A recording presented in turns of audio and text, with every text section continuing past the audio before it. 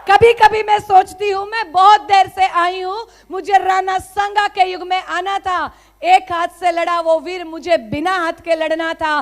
कि लड़कियां कुछ नहीं कर सकती, मेरी छोरियां छोरों से कम है क्या? इबल्स ज्वाइन किया था, कसम खाई थी अगर मैंने इबल्स ज्वाइन करी है ना, लाखों लोगों की भीड़ में खोने के लिए नहीं करी है, ये वैशाली करके दिखाएगी कि इबल्स में वो क्या कर सकती है। और एक ड्रीम कि अगर इबल्स मैंने करा है ना तो पूरी इबल्स को पता चलनी चाहिए। तो कभी ऐसा कोई काम प्लीज मत करिएगा।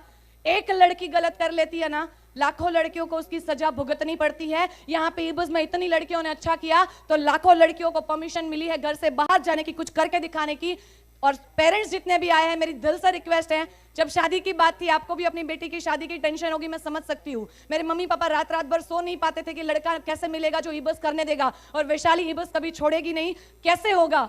बट मैं सही बता रही हूँ, मेरी जब एंगेजमेंट फाइनल हुई थी, मेरे मम्मी पापा से ज्यादा मेरे एसोसिएट के पेरेंट्स खुश थे कि फाइनली लड़का मिल गया। फाइनली लड़का मिल गया जिसने इबल्स के लिए हाँ बोली। बट कैसे हुआ था, जब वो मुझे देखने आए थे और बाहर मेरा डिप्लोमेट का नेशनल कन्वेंशन की ट्रॉफी लगी थी मेरी बाहर वाली रूम में, और वो वहां बैठे थे, और वही पुरानी भारतीय परंपरा, पंजाबी सूट पहनाया गया मेरे को, और ट्रे लेके पानी देने गई थी। अजीब लग रहा था कि पता नहीं मैं क्या कर रही हूँ, इतने लोगों के सेमिनार में थी, वहां पानी देने जा रही हूँ ऐसे चुपचाप, मतलब समझदार बच्ची बन के, जैसे कि मैं हूँ नहीं, और मतलब वैसे समझदार हूँ बट थोड़ा अलग टाइप से है। तो मैं पानी वानी देने गई, फिर बात करने जब बिठाया गया अलग से, तो आते ही उन्होंने पहला सवाल पूछा, आप इबल्स में डिप्लोमेट है? मैंने बोला कौन आ गया देखने मेरे को, इनको कैसे पता चला मैं डिप्लोमेट हूँ? ये बाद में पता चला सगाई के बाद कि मैं आपके घर पे आया था तो मेडल देखा था मैंने आपका, इसलिए पता चला कि आप डिप्लोमेट हो, बाकी पता नहीं था डिप्लोमेट होता क्या है। उन्होंने मेरे को देखा, बातचीत हुई, और उन्होंने घर जाके उसी दिन रात को फोन आ गया था, जिस अंकल ने बात चलाई थी, उन्होंने बोल दिया कि इन लोगों को लड़की पसंद है, आपका जवाब बताइए। पहले दिन जवाब आ गया लड़की पसंद है। पापा ने पूछा, उनका जवाब हाँ आया है, बता तेरा आंसर क्या है? मैंने बोला पापा मेरा आंसर तो बाद में आएगा, टाइम लगेगा। और जिस दिन देखने आए थे मुझे, उसके दूसरे दिन दिवाली थी और पीनल जी का सूरत में सेमिनार था। मैंने उनको बोला कि आप जाइए, पहले मेरा सेमिनार देख के आइए, इबल्स देख के आइए, मेरे बच्चों को देख के आइए, मेरा काम देख के आइए, जो मेरी जिंदगी है वो देख के आइए, अगर आपको वो पसंद आता है तो आगे बात करेंगे। वो गए, सेमिनार देखा, घर आए, वापस में उन्होंने घर में आपस में बात करी होगी, और फिर फोन किया, मेरे अंकल का फोन आया जिसने बात चलाई थी कि उनको आपके काम से कोई प्रॉब्लम नहीं है। मैंने बोला फिर मुझे भी कोई प्रॉब्लम नहीं है। उन्होंने इबल्स पसंद किया, फिर मैंने उनको पसंद किया। और कभी कभी मुझे मजाक मजाक में पूछते हैं कि मैं और इबल्स में से एक सिलेक्ट करना पड़ जाए तो क्या करोगे? जितने भी मम्मी पापा आए ना, मेरी दिल से एक रिक्वेस्ट है, आपकी बेटी की शादी की टेंशन मत करो। मैं सही बता रही हूँ, शुरुआत थी इसलिए मुझे लड़का मिलने में टाइम लगा।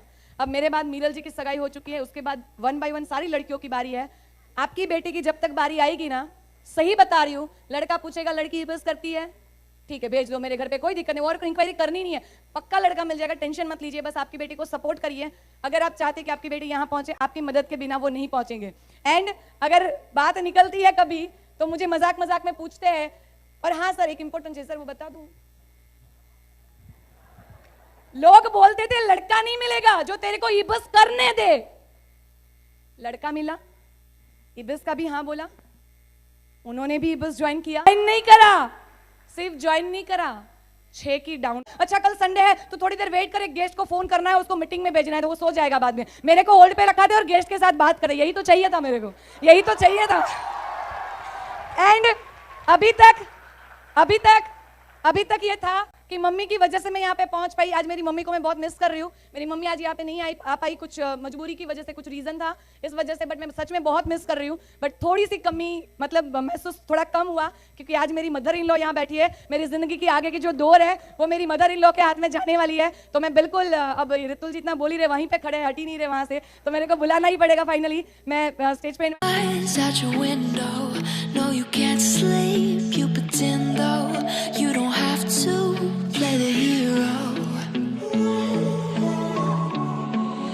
I got you like you got me when the earth shakes when the मिली है एंगेजमेंट के बाद, तो मैं माइक देना चाहूंगी। मम्मी તમને કેવું લાગે છે તો કેવું ખાલી ગુજરાતીમાં જય શ્રી કૃષ્ણ બસ તમને કેવું લાગે છે?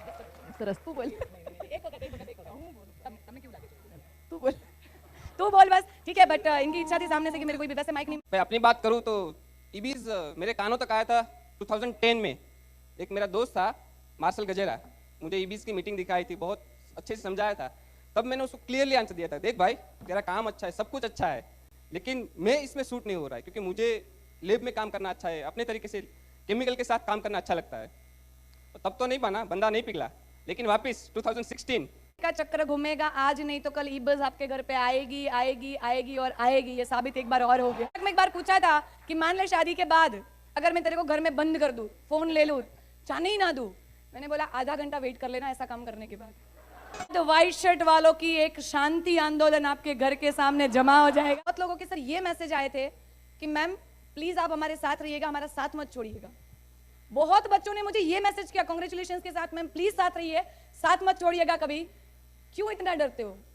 क्यों इतना डरते हो? क्योंकि कसम खा रखी है मलन सर के सामने, प्राण भी जब इस शरीर का साथ छोड़ देंगे ना तो आत्मा बन के भटक के ईबुस करूंगी, बट जब भी करना है शादी के बाद, क्योंकि पहले मैं अकेली कर रही थी मेरे घर से, अब 2 लोग ईबुस कर रहे हैं तो फायदा नहीं कि बोलना मत कि आप मेरी टीम से हो। सर प्रॉमिस, इतने बच्चों के सामने प्रॉमिस करती हूँ सर, सब कुछ भी हो जाए दुनिया की कोई ताकत मेरे को आईजीए के स्टेज पे। हमेशा दिमाग में रखा कि अपलाइन को प्राउड फील कराना है और मैं काम करती हूँ। एक ही रीजन, मेरी 3 अपलाइन जो मुझे मिली है, अमित सर मेरे मेंटर, वो ना होते तो मैं यहाँ कभी भी ना होती, मेरी कोई पहचान नहीं होती। गौतम सर और रघु टिकरीवाल सर, 3 सर के चेहरे पे वो मुस्कुराहट मुझे देखनी है, और मुस्कुराहट सिर्फ खुशी की नहीं होनी चाहिए, वो मुस्कुराहट प्राउड फीलिंग वाली होनी चाहिए कि वैशाली जी मेरी टीम में है। ये प्राउड फीलिंग सर मैं हमेशा करवाती रहूंगी सर, दिल से प्रॉमिस।